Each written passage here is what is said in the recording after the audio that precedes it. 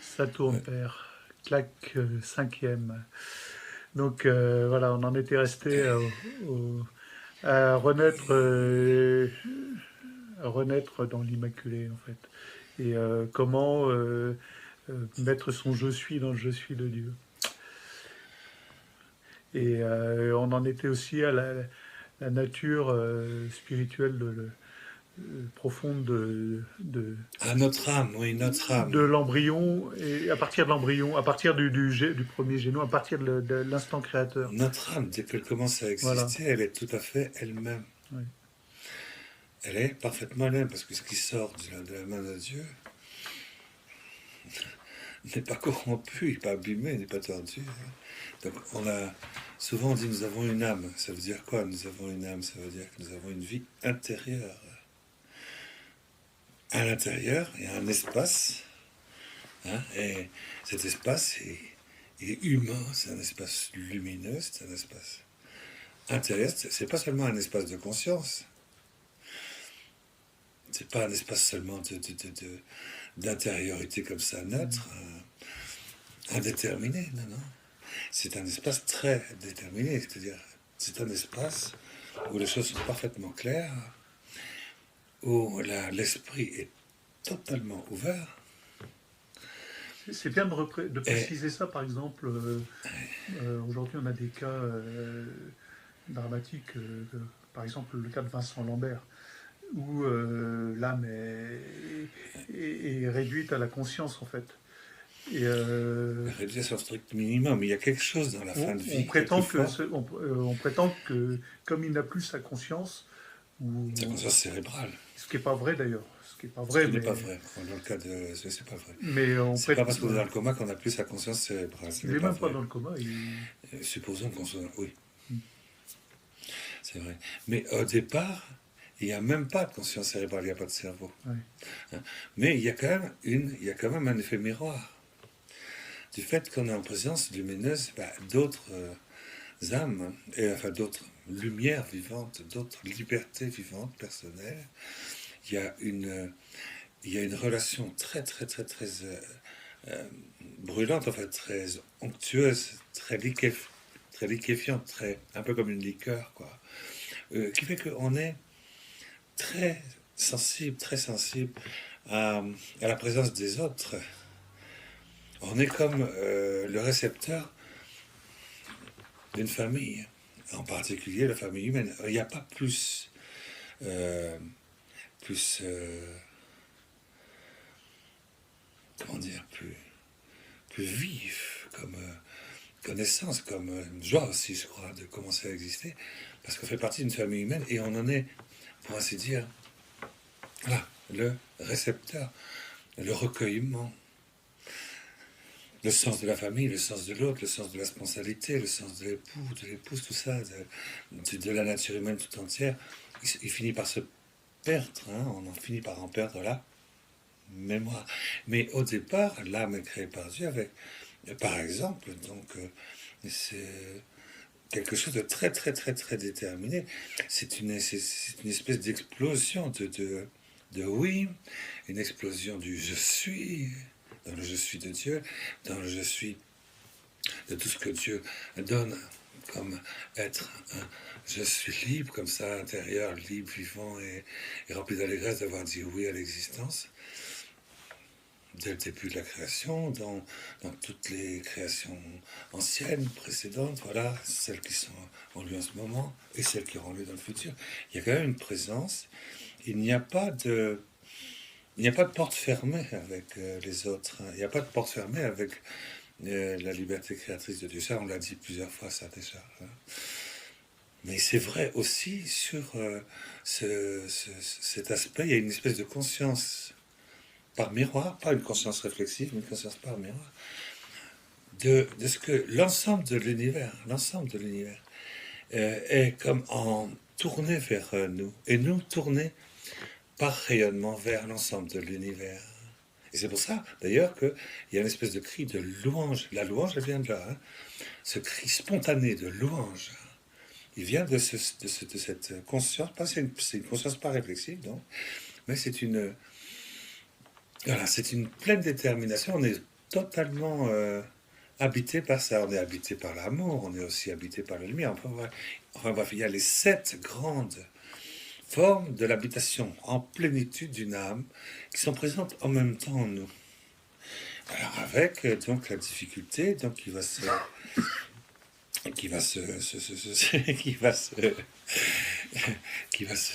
nous tomber dessus, quoi. Hein. La fameuse propagation du péché originel, quoi. Une espèce de vague, une espèce de tsunami effroyable, quoi, qui crée un mouvement, Et j'aime bien préciser en disant qu'il ne s'agit pas d'un mouvement, mais d'un mouvement. Qui fait que, oui, c'est un mouvement qui va dans le sens contraire de mon oui, de l'âme originelle. Et je suis confronté, donc dans la période embryonnaire, à une liberté tellement lucide, tellement joyeuse, tellement pleine de louange, tellement pleine de puissance aussi, tellement pleine d'humilité, tellement pleine de la présence créatrice, tellement pleine de l'amour filial, un esprit de miséricorde universel par lequel on participe à la bonté mais sans limite et inconditionnelle du Père qui nous crée, tout ça. Il y a tout ça. Et en même temps, il va y avoir, enfin, pas tout de suite, mais en même temps, il va y avoir la propagation du péché originel. Et ça, donc, nous, voilà, les 19 premiers jours de notre vie après dans notre âme vont être un moment très très très important parce que nous sommes seuls là. C'est après qu'on va être en relation avec la mère, hein, la nidation. Hein. La relation commence à être les interrelations, voilà, les aides, la prière de la mère, voilà, tout ça, ça vient après. Mais là, on est seul et on se trouve. Comment réagir face à un mouvement contraire qui est celui de la lumière, de l'amour, de l'éternité, de notre inscription dans le livre de vie. Et puis ce mouvement contraire qui nous fait reculer, quoi. Un moment de recul, quoi. Il y a un moment de recul. Moi, j'imagine bien, j'aime bien lire le péché originel dans la Genèse, parce que il y a le serpent, là. Qu'est-ce que c'est que ce serpent? Moment de recul, quoi. Et puis Adam qui voit sa femme, son épouse qui dit qu'est-ce qu'elle fait, quoi. Il y a un moment de recul, quoi. Et puis qu'est-ce que c'est? Moment de curiosité. Moment de curiosité. C'est le premier moment d'indépendance par rapport à ce moment de la mémoire d'amour, de lumière et d'éternité qui est en nous et qui fait justement la pleine détermination d'un être humain. Il y a quelque chose de moins humain qui apparaît.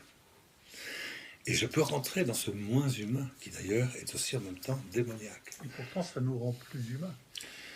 Ça nous rend plus fragiles, et ça nous rend plus fragiles, et ça donne à la force qui est la nôtre dans l'âme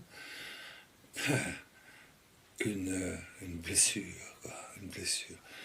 Si on est handicapé, on va vraiment être boiteux, quoi, carrément. On peut encore marcher, mais on peut pas faire, on peut pas faire le grand sprint. Hein. On peut pas voler. Les ailes sont quand même brisées. Elles sont pas brisées, on peut voler, mais bon, pas. C'est pas le vol de l'aigle, hein, c'est le vol du cormoran. Voilà, il y a quelque chose qui s'est passé. Chacun d'entre nous, attention, chacun d'entre nous avons eu librement. Alors là, la liberté, c'est là qu'il faudrait faire une description du ressenti, du départ spirituel, c'est bien spirituel, pas psychique, puisqu'il n'y a pas de psychisme, il n'y a pas de mental. C'est pour ça que le mental, Ivan Mokhtar, Sri Aurobindo, tout ça, c'est de là. Bon. C'est Il n'y a pas de mental, c'est évident qu'il n'y a pas de mental dans le mental des cellules. Mais c'est une manière de parler, je suis d'accord, c'est une traduction de cette espèce de nigo, de ça, bon, peu importe. Mais il n'y a pas de mental. Mais il n'y a pas de psychisme non plus, c'est strictement impossible, n'importe quel. Mais c'est spirituel, ah oui, c'est de la lumière, ah oui, c'est incarné, c'est à travers le corps, c'est vrai. C'est à travers, et tout est inscrit dans les récepteurs, dans les diffuseurs. C'est dans les multiplicateurs, dans la centrale, j'allais dire, spirituelle qu'est au fond le génome, dans la mémoire ATI, dans la mémoire, dans l'intime, le plus intime de notre intime, dans l'intimité de Dieu, qui fait qu'on est une petite goutte de sang où l'amour de Dieu, l'amour, le mouvement éternel d'amour de Dieu s'est concentré pour réaliser ce que nous sommes d'une manière qui est unique au monde. Voilà ce que je suis. Il faut accepter ce que je suis. On en était resté là tout à l'heure. On était resté là. Le pape a dit, cherche matin votre je suis dans les je suis de Dieu. Alors vous pourrez faire avec l'Église, les papes, la guerre contre cette culture de mort. Et oui, c'est la culture de mort qui a commencé. Et c'est le pape qui déclare la guerre, qui a ouvert, qui a déclaré la guerre eschatologique. Ah, déjà en 1980, à Fulda, il avait dit, bien sûr, le secret de Fatima, en septembre, je crois. Fatima a dit, on ne va pas déployer tous ces secrets de Fatima sur ce qui doit se passer là d'ici quelques années. Voilà, c'est le bouleversement de l'axe de la Terre, du coup des torrents d'eau d'océans qui vont recouvrir des continents entiers. On ne va pas expliquer ça tout de même. À quoi ça sert, disait-il à Fulda. Les jeunes lui avaient posé la question à Fulda. Il dit, ben voilà, dans ce secret, bien sûr, il y a tout ça, mais le pape lui dit, le pape et Jésus et nous, et le petit embryon qui vient de naître, il dit ça, c'est des prophéties. Ce sont des champs morphogétiques qui concernent les éléments du futurible. Mais ils ne sont pas déterminés. C'est comme on dit toujours, c'est conditionnel. Alors, ne dites pas ça en disant c'est ça qui va se produire. Dites ça, prenez en main les conditions de la vie, je suis. Préparez-vous et écartez-moi ça de l'horizon du futur. Nous avons autorité sur le temps, nous avons autorité sur les éléments, nous avons autorité sur la lumière, nous avons autorité sur le mal. C'est une guerre, hein? Et ces événements ne se produiront pas. Alors pourquoi l'Église ouvrirait les secrets de Fatima sur des choses qui devraient arriver si on ne faisait pas ceci ou cela, et qui en fait n'arriveront pas, parce que Jésus et l'Esprit Saint ont pris, ont envahi l'âme des embryons avortés, ont envahi avec par surabondance le rayonnement de toutes les innocences divines libres des êtres qui ont survécu, et engagé un combat eschatologique avec la puissance de l'âme originelle. Et c'est pour ça que le pape a dit cette guerre, je parle de Jean-Paul II là, on pourra revenir sur le pape suivant. Mais le pape Jean-Paul II, il a dit voilà, cette guerre eschatologique, elle est gagnée avec Marie. Elle est gagnée si on reprend possession de l'innocence originelle, si on prend possession de la condition d'innocence de l'homme. Si nous prenons possession du corps originel de l'homme, de la femme, dans la signification primordiale du corps de l'homme, à l'intérieur des mouvements, de la vivification, de l'animation fondamentale de la dimension ontologique de l'homme par le Créateur, par Dieu. dont la conjonction du patrimoine génétique de l'homme, de la femme, cette innocence de l'homme nous est restituée et nous avons vocation à l'amour. Et toute personne qui a vocation à l'amour doit se situer sur cette crête de la montagne qui est au-dessus de l'abîme de la descente aux enfers, du péché, et au-dessus de l'abîme perdu de l'innocence originelle,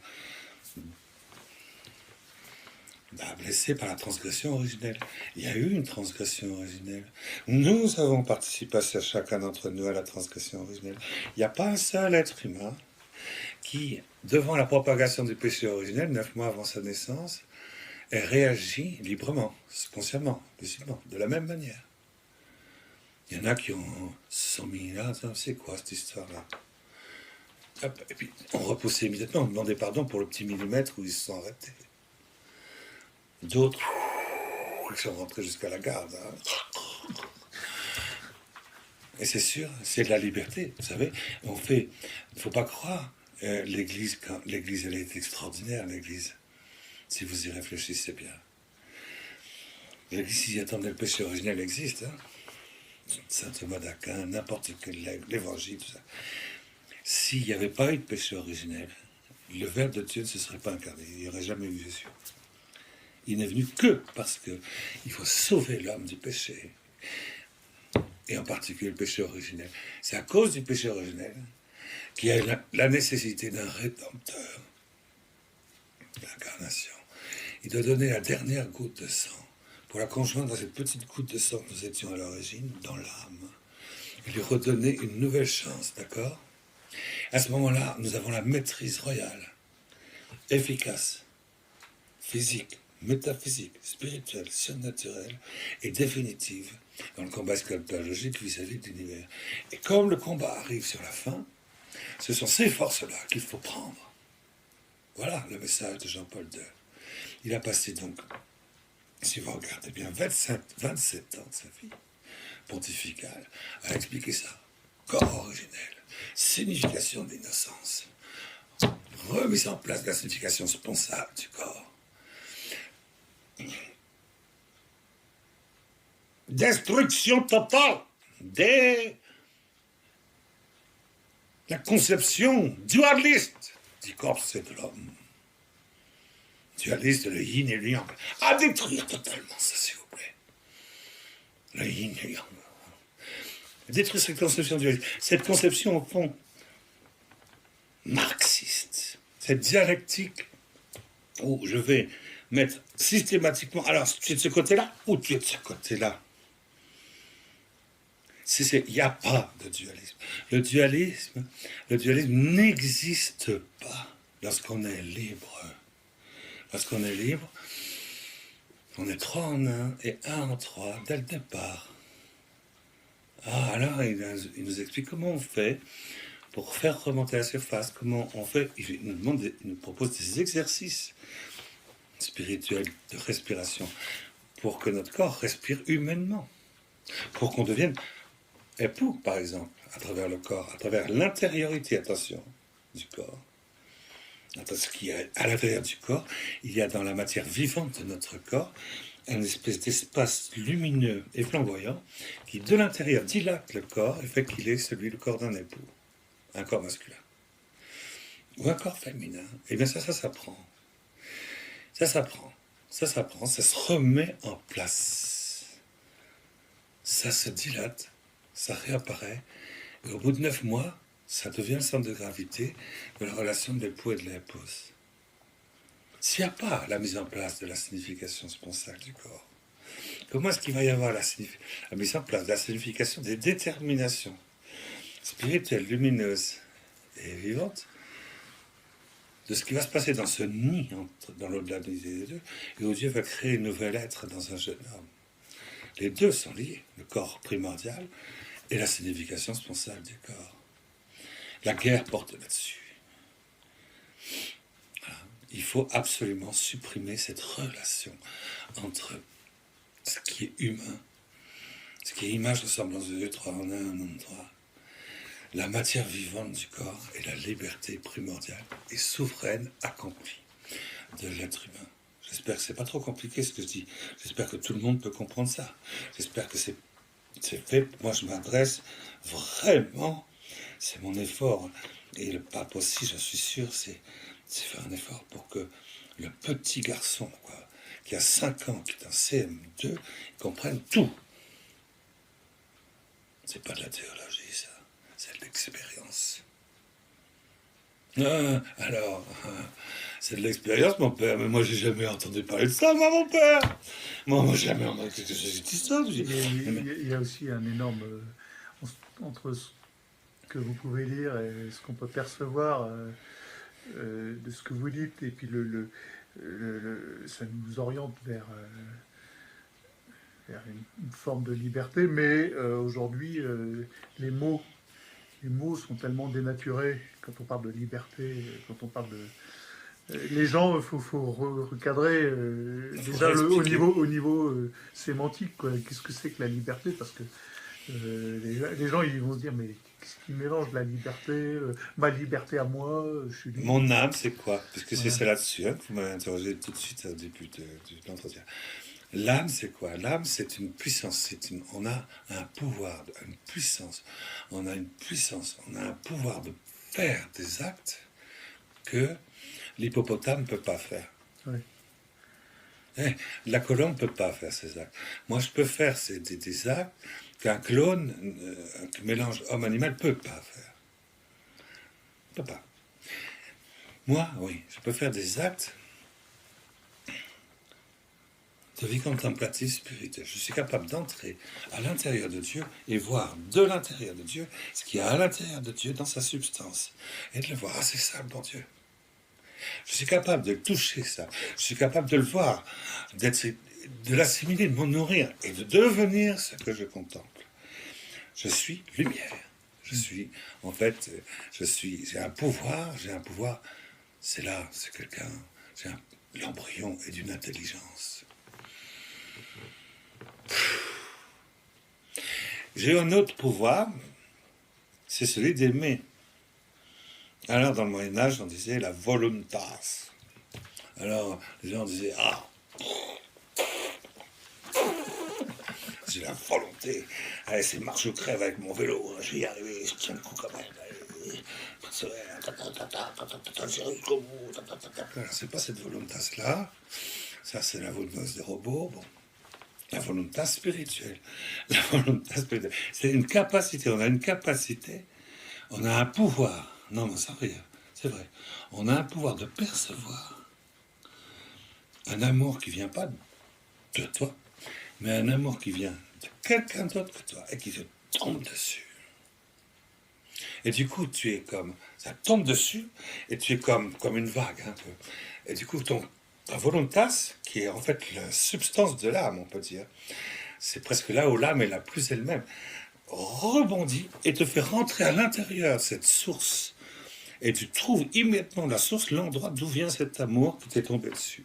Tu te retrouves dans le cœur de quelqu'un d'autre et tu te nourris d'un amour qui ne vient pas de toi et qui est évidemment supérieur au tien, parce que cet amour ne vient pas de toi, donc il n'est pas... Et forcément, il est supérieur au tien. C'est pas le même amour que le tien, donc il te nourrit beaucoup plus que ton amour qui, lui, n'existe pas, si je puis dire. Cette capacité extraordinaire de rentrer dans le cœur d'un autre et se nourrir d'un amour et de voir que l'autre est beaucoup plus grand et je disparais du coup.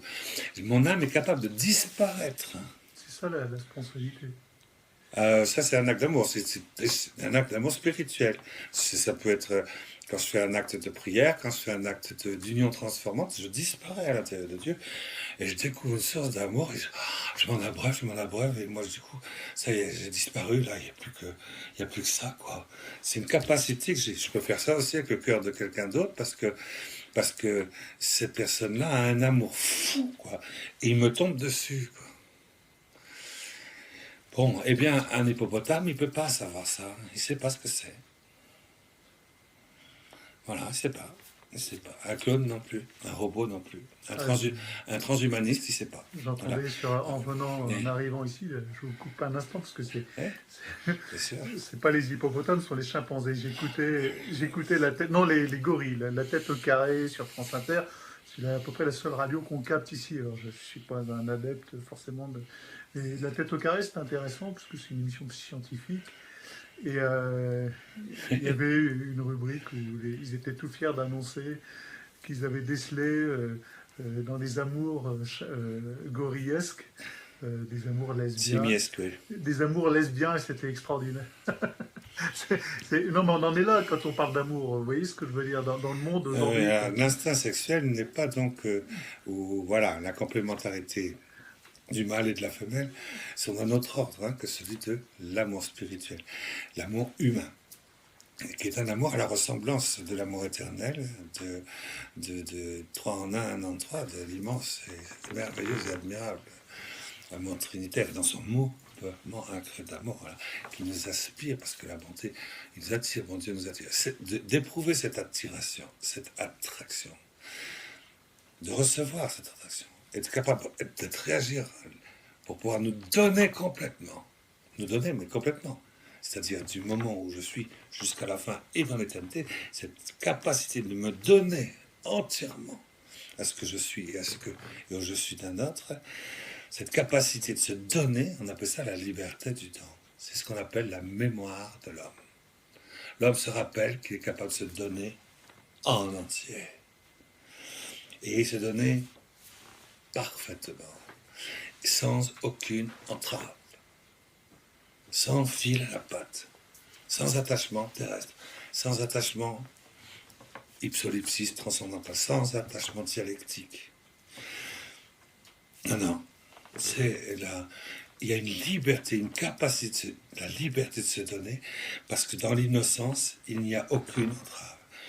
Et ça, cette capacité-là, c'est la troisième capacité de l'homme, c'est l'intime de son intime, c'est là où il est tout à fait lui-même. On a commencé avec ça, et on continue avec ça. Voilà. Et notre âme, c'est le mélange de ces trois pouvoirs en nous. Ces trois pouvoirs en nous crée un espace intérieur qu'on appelle la vie intérieure.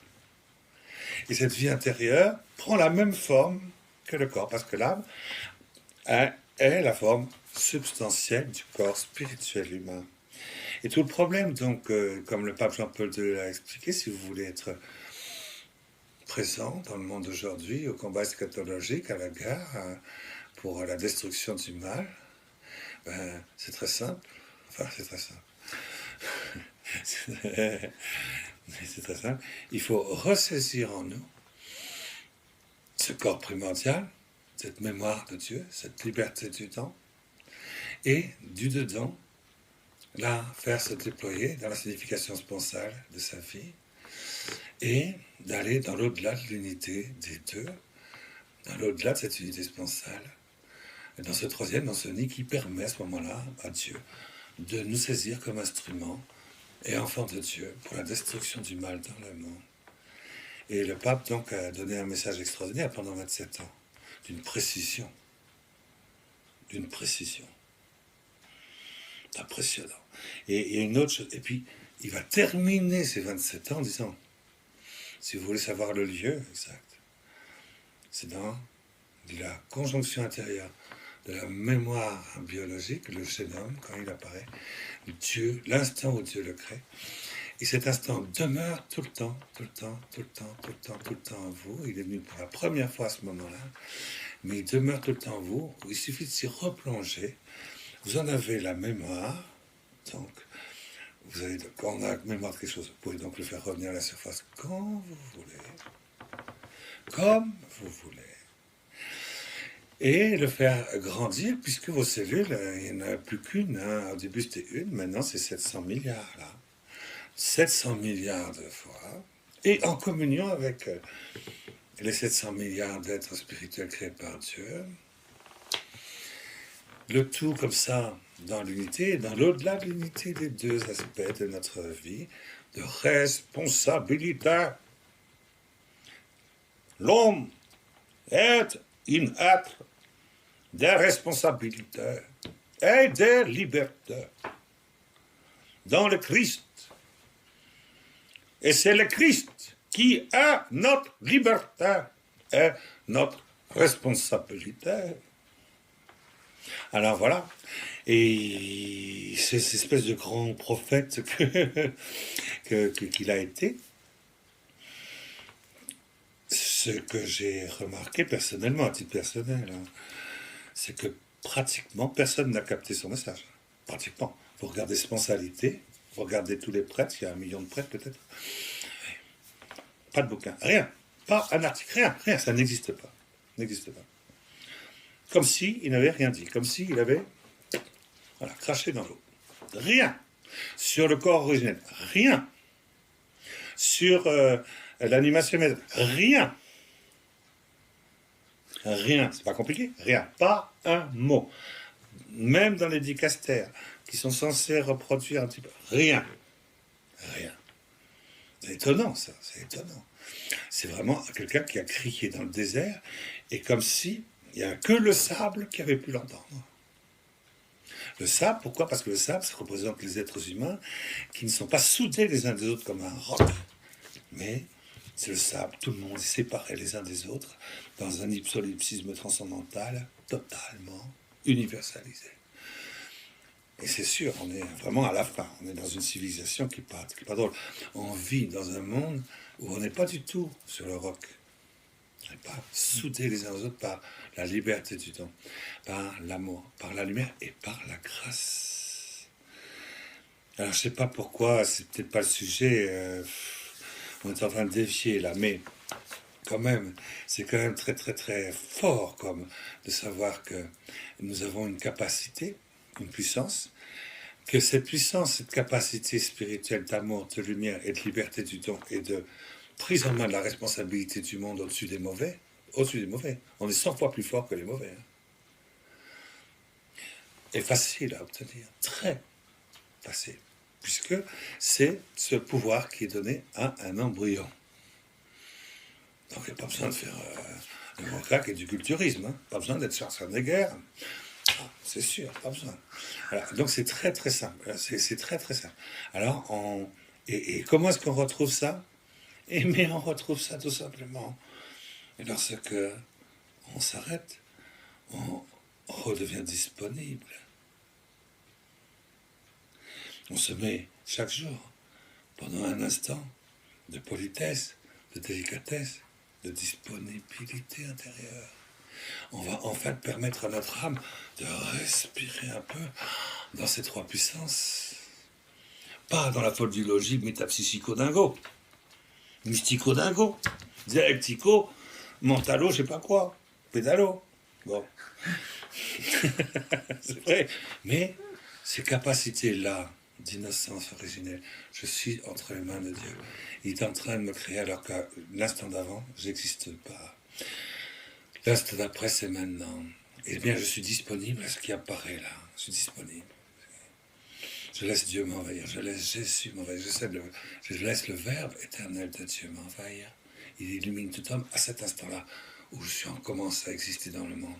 Je laisse le Verbe de Dieu m'envahir. Extraordinaire comme un parfum qui rentre à l'intérieur de mon vie intérieure, qui se répand partout, qui déborde, bien sûr. Habite du coup toute la nature humaine de tous les êtres humains sans exception. Et avec le Verbe de Dieu, je viens me balader, habiter, parcourir, prendre possession de l'âme de tous les êtres humains depuis Adam jusqu'à aujourd'hui. Puis nous sommes ensemble. L'Immaculée Conception, elle faisait ça dans les premières semaines de sa vie, intérieure, libre, lucide et claire, sous le sceau du don des Saints-Esprits, en plénitude reçue, elle le faisait. Hein. Avec une fécondité inouïe, un silence parfait, une miséricorde immaculée, sans aucune entrave. Je vais laisser cette disponibilité. Je vais revenir sur ce que disait mon vieux père spirituel. Il disait, il faut donc faire oraison. C'est ce qu'on disait dans la dernière entretien. Il suffit de faire oraison, pas compliqué. 95%, vous prenez le chronomètre, clic, et puis, clac. Enfin, bon. Alors, bon, les 5% restants, qu'est-ce que je fais? Qu'est-ce que je fais? Eh bien, il faut être disponible. J'ouvre des espaces de disponibilité. Dieu peut venir et me faire à l'intérieur de moi se déployer comme lui il le veut, quoi. Et il va m'amener dans le silence, il va m'amener dans la purification, il va m'amener dans la vie purgative, il va m'amener de la découverte de ce qui se passe à l'intérieur des missions invisibles des personnes divines, à l'intérieur de la lumière de gloire du face à face. Je le vois là. Il va me faire découvrir, il va me faire m'effondrer, disparaître dans quelque chose qui est tellement grand que toc, j'en perds conscience. Je me réveille quoi 10, 15 secondes après, mais peut-être qu'il s'est passé des siècles pendant ces 15 secondes. Je laisse le bon Dieu me faire ce qu'il veut pendant ces 20 minutes. La disponibilité. Et c'est pour ça que si tu veux voir, si quelqu'un est resté humain, non, je reçois, disait-il, des lettres. Depuis 3 mois, j'en ai reçu 120 lettres. De personnes me disent, écoutez, vous vivez dans des ermitages à la montagne, nous ne pouvons plus vivre dans ce monde. Est-ce que vous pouvez m'accepter? J'aspire vraiment à la vie solitaire. Est-ce que vous pouvez avoir une cabane pas loin de venir chez vous? Vraiment, 120, j'en ai reçu depuis 3 mois de lettres. Alors, je lis, et je réponds, non, c'est pas pour vous. Parce que de toute évidence, on voit sur une lettre, immédiatement, si la personne est disponible. Ou si elle ne l'est pas. Il n'y a qu'un seul critère pour la vie spirituelle. Il est disponible, pas disponible. Alors quelques-uns, on fait des erreurs, on accueille des gens comme toi. Oui, mon père, oui, ça va. Merci beaucoup. Mais bon, on a fait une erreur, on a fait une grave erreur, c'est certain. Bon, tant pis, il faut supporter. Bon, alors maintenant, mais pourquoi? Parce que tu n'es jamais disponible. Mais si quelqu'un n'est pas disponible, toujours, on fait le note tout de suite. Ça ne discute pas, c'est pas attendez-moi s'il vous plaît, je suis en train de terminer ma posture yoga. Métatantrique, solipsis, transcendantal, Ivan Mukta. Et en plus kundalinique. Histoire de partir en astral, parce que j'aime bien faire un petit flashback sur les acides que j'avais pris 10 ans avant de montrer. Bon, non, c'est tout de suite, c'est hop, tac, terminé. On m'appelle, on a besoin de moi, je suis là. Tout de suite, même si c'est un ennemi, même si c'est quelqu'un qui est un profiteur, disponible. Si quelqu'un, chez nous, il n'y a qu'une seule règle, la prière et la disponibilité. Si tu n'es pas disponible, écoute, c'est bien, nous t'aimons bien, mais nous voulons vivre pour Dieu. Donc ta place n'est pas parmi nous. Voilà, c'est le critère, être disponible. C'est extraordinaire comme s'arrêter, laisser sa disponibilité à ce que Dieu fasse le travail, et moi j'y coopère tout simplement en m'y laissant accompagner, emporter, c'est tout. Pendant 20 minutes, j'y arrive pas. J'y arrive que pendant, 17 secondes. Très bien. Je reviens au mouvement primordial de la disponibilité. Voilà. Et s'il y a un mouvement contraire, comme au péché originel, un mouvement contraire, à ce moment-là, je perçois tout de suite le mouvement contraire, tout de suite, immédiatement. Je demande pardon parce qu'il y a un mouvement contraire. Je demande pardon 3 fois pour ce mouvement. Ce mouvement est un refus de Dieu. Je demande à nouveau 3 fois pardon. Pardonne, là, ils ne savent pas ce qu'ils font. Parce que derrière ce mouvement-là, compulsif, qui peut très bien être... ou bien quelquefois, t'as des tics, tu sais. La jambe. Mais ça peut être des mouvements psychodingo, métapsychodingo, tout ça, bon, peu importe. Dès que je perçois ce mouvement, j'y peux rien, c'est compulsif, c'est pas de ma faute. Bon, d'accord, c'est psychotique, bon, ok. Très bien. Mais ce mouvement est quand même le signe que tu ne veux pas de Dieu. Donc tu demandes pardon pour ce moment, tu te plonges dans le feu, qui disparaît immédiatement dans le très précieux sang de Jésus. Et puis tu demandes pardon pour le péché qui est en toi, caché, et à cause de quoi tu fais ce mouvement. Tu ne sais pas quel est. En fait, tu ne veux pas que Dieu prenne la place. En toute liberté, il n'a pas sa place chez toi. Et c'est pour ça qu'il y a eu ce mouvement. C'est pour ça qu'il y a eu ce mouvement. Et donc tu vas à ce... Tu sais pas quel est le péché, tu te rappelles pas. C'est parce que, quand...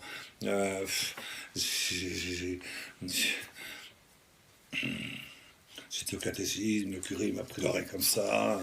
Là, depuis, ça je gobe pas, tout pareil. Bon, ben, peu importe.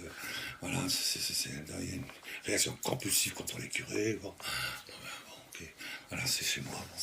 Là, il y a un mouvement. Et ça, j'ai jamais pardonné. Jamais. Et je pardonne pas. Et je me pardonne pas de ne pas pardonner. Donc, dans un deuxième temps, je demande pardon pour le péché qui est caché derrière. Je sais pas lequel c'est. Hein. Je ne sais pas lequel c'est. Je sais pas. Je peux pas dire. C'est quand j'avais 5 ans. Ah non, ça c'est quand j'étais en 6e mois avant la naissance. La plus souvent, je me rappelle pas. Quelquefois, on repère. Hein. Mais c'est dans le dernier livre de Camus, celui publié après sa mort. Il raconte la gifle du curé. Oui, alors on a quelquefois des événements qui sont blessants, tout ça, mais le péché qui fait que je dis à Dieu non, c'est très simple. Seigneur, c'est non. C'est non. Donc, c'est non. Point barre. Trop, c'est trop. Voilà, donc c'est non. Alors, ça, c'est un péché. Je me coupe de Dieu, je sais. Et j'ai fait un jour ce péché-là. Ça, je ne pardonnerai pas ça. Désolé, tu me demandes pardon, je ne pardonnerai pas. Tu veux que je donne un grand coup de poing dans la figure à mon orgueil? Eh bien, je dis non. Voilà, je le garde pour moi, ça, ok? Hein, voilà. Donc, là, voilà. Tu fais un acte d'humilité face à un salaud? Non, c'est non. Désolé.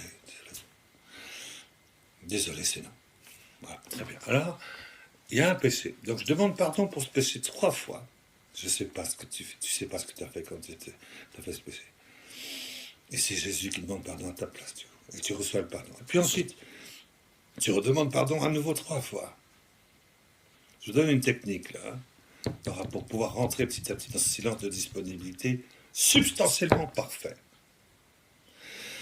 3 fois, dans un deuxième temps. Dans un troisième temps, tu demandes une 3e fois pardon 3 fois. C'est-à-dire que tu te dis, mais attends, si j'ai fait ça, c'est parce que quand même, j'ai été entraîné par mes cousins, mes frères aînés, tout ça, la classe, l'université. Moi j'étais à HEC, il y avait Hollande qui était à Bisu, il y avait, comment s'appelle-t-il Strauss-Kahn, là, on était dans la même année. Voilà, c'était un sacré bordel. Je veux dire, il y en avait. C'était pas d'une ambiance très innocente. Je veux dire, il y en avait des escroqueries là-dedans. Il y en avait de la perversion. Il y en avait. Il y avait de l'esprit du monde. On est entraîné quand même par une société. Donc, quelque part, on est entraîné. On finit par dire non à Dieu parce que les torrents nous submergent et on va dans le sens contraire de la source. Alors, du coup, on demande pardon pour tous ceux à cause de qui, avec qui j'ai coopéré pour dire non à Dieu. Je demande pardon 3 fois. Nous ne savons pas ce que nous sommes. Et nous laissons Jésus demander pardon à notre place. Et nous recevons le pardon. Et enfin, on recommence une 4e fois à demander pardon parce qu'on n'est pas les seuls. On n'a pas attendu l'an 2000, 1970, c'était en 1973 que j'étais à l'école. Depuis Adam, c'est comme ça. Il y a des gens qui ont exactement le même type de mouvement. Par exemple, je me rappelle, à un moment donné, je faisais oraison, et j'entendais ici sur l'oreille intermédiaire qui faisait...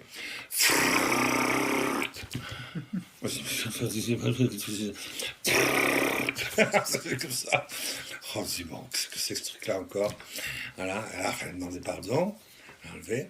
Si tu demandes pardon, et il y en a, depuis Adam et Ève, qui ont ce genre de mouvement, part à cause d'un péché spécifique, qui lui-même est engendré en raison d'un Yetzirah spécifique d'une communauté, d'une société, d'une ambiance, qui lui-même est donc identique, c'est le même péché, le même mouvement et la même conséquence du péché, la même racine, que depuis Adam et Ève, il y a peut-être 2 ou 3 millions de personnes humaines qui ont exactement le même type de mouvement contraire à Dieu, pour les mêmes raisons, pour les mêmes causes, pour les mêmes racines, avec les mêmes conséquences. Eh bien, je demande pardon pour la nature humaine entière qui est rentrée là-dedans. On ne sait même pas ce qu'on fait quand quelqu'un se retire de Dieu de cette manière-là. On l'a fait collectivement. Et on demande pardon. Et on laisse Jésus demander pardon à notre place. Et on reçoit le pardon. Si on fait ces 12 pardons sur un mouvement qui me vient, si je fais ces 12 pardons, ce mouvement ne reviendra plus jamais. Donc il faut apprendre. En fait, c'est très simple. Alors c'est très simple à faire parce que, oh là là, c'est compliqué. Attends, j'ai noté, premier mouvement, deuxième mouvement, troisième mouvement. Oh là là. Non, c'est pas, oh là, mais c'est plus simple que ça. Il y a un mouvement, c'est pardon dans le sang de Jésus. Et Jésus demande pardon. Et moi je demande, et ceux qui sont comme, et depuis Adam et toute la nature humaine. Pardon, pardon, pardon. Jésus, c'est ce qu'il a fait, Jésus sur la croix, il a dit, je demande pardon. Ils ne savent pas ce qu'ils font. Donc je demande pardon à leur place, ils ne savent pas ce qu'ils font. Et puis en même temps, il dit, je pardonne.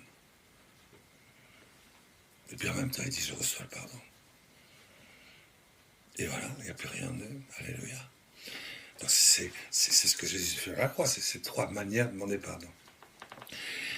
Si je fais ça, à ce moment-là, je me rends à nouveau disponible pour le silence de l'innocence triomphante, dans l'innocence divine du Christ Jésus, qui lui, et c'est là où je voulais en venir, vraiment, quel détour, qui Jésus, lui, est venu dans le sein de l'Immaculée Conception.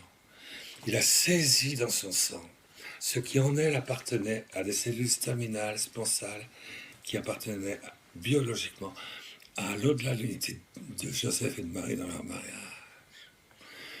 Parce que, sauf erreur, les cellules du génome de Jésus au départ, c'était pas les cellules d'une gonzesse.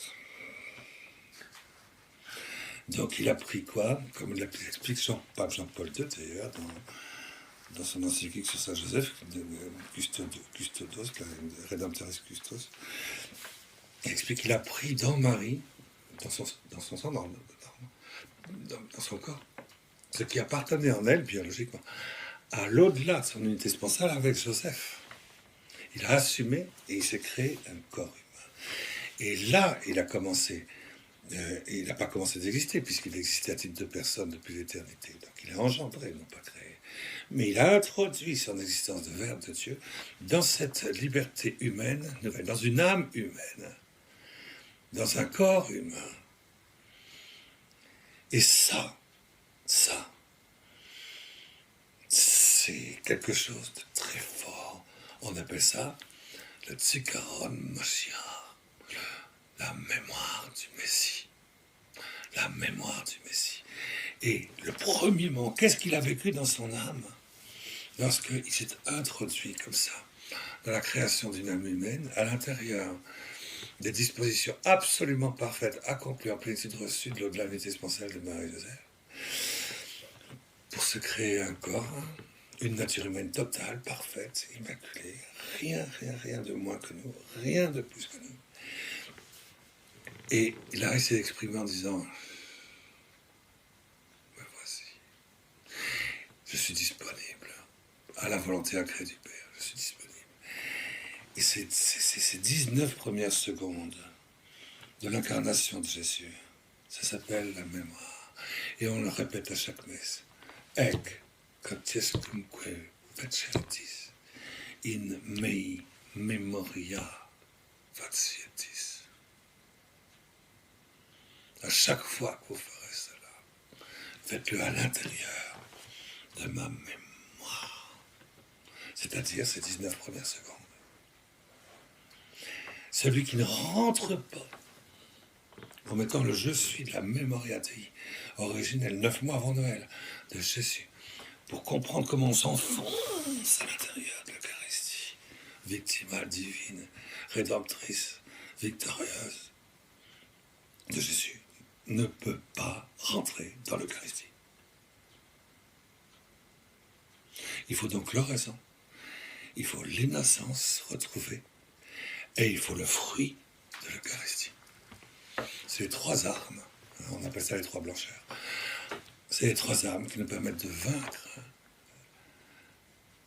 le temps qui va s'ouvrir. Et dans le temps qui va s'ouvrir, de quoi écarter tout ce qui empêche qu'on reprenne possession de tous nos frères et sœurs qui sont complètement paumés pendant ces 20 minutes, complètement paumés, de reprendre dans notre cœur et les arracher au pouvoir de la dépression, de la confusion, du désespoir. Du désespoir pendant 20 minutes, voir l'état dans lequel ils sont, ce sera pas drôle, hein? Donc il faut les sortir du désespoir, les faire rentrer dans la lumière, les faire rentrer dans la pleine prise de possession de soi dans l'innocence divine qui est la leur, par une charité qui est celle de la vocation de la France. Je dis bien de la France, parce que c'est ça qui a été demandé à la vocation joannique de la France, la fameuse sainteté royale, qui fait que si on avance avec ça, tout le mal qui s'approche de moi est écarté. C'est ça le roi. On le voit dans les prophéties. Il viendra de Bretagne, il marchera. Il marchera. Il viendra de Bretagne, ça veut dire quoi? Il viendra des sources de la royauté, de l'église de la Jérusalem spirituelle primordiale. Il va marcher sur la route de France et voilà, il va marcher pas lui tout seul. C'est une grâce qui va, et au fur et à mesure qu'on avance, les démons, les mauvais, ces rayonnements, ce méchant.